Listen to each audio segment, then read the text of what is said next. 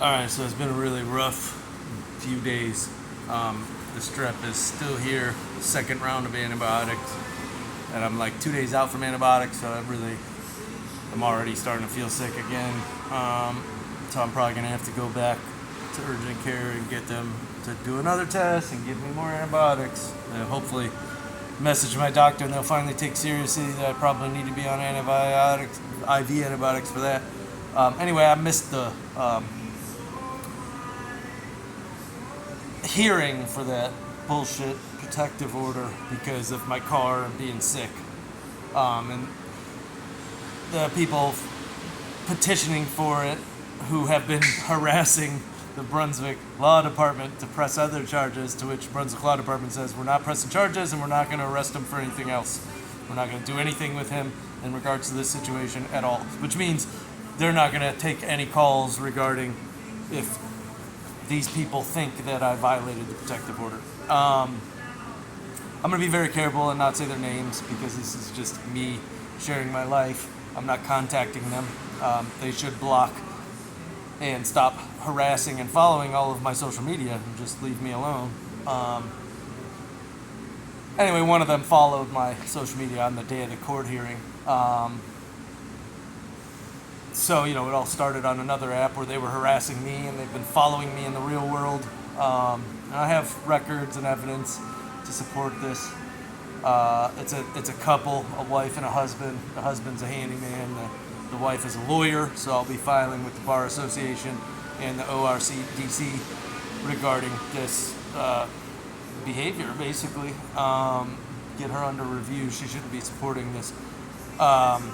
Anyway, so, they think that they've won something, which is fine. I did an objection. There's some actual concrete. It needs to be reversed because there is missing information on the cover letter.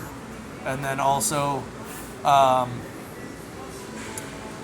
believe that the evidence was manipulated that was submitted. So it's not whole and complete evidence. It's manipulated evidence. And I think the reviewing judge will take that into consideration. So I don't think the 2 years of adopted protections that they were given will last. I can't do anything about the fact that I missed the hearing. I think if I'd have been there, it wouldn't have gone that way. But I was very sick, and my car was all fucked up that morning. It's a couple of sensors. I've Jimmy rigged it, but it's going to take some time. So I spent the afternoon filing my own protection orders, which, since they haven't physically harmed me or attempted to physically harm me, they won't do emergency temporary protection. But I think with the evidence that I'll have printed out and submitted before the court date in a month, that I will be given 10 years of protection from both of them.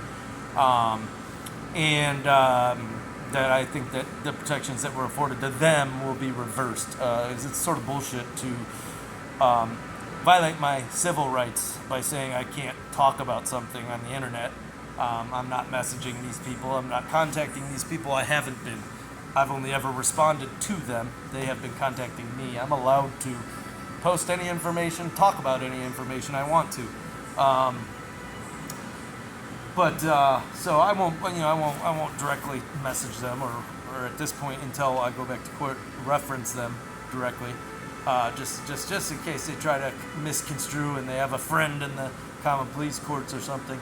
I filed an objection. I filed all sorts of things to get all the evidence so I can review it and make it whole and complete, as well as I'm preparing to file other appeals and reviews of the situation.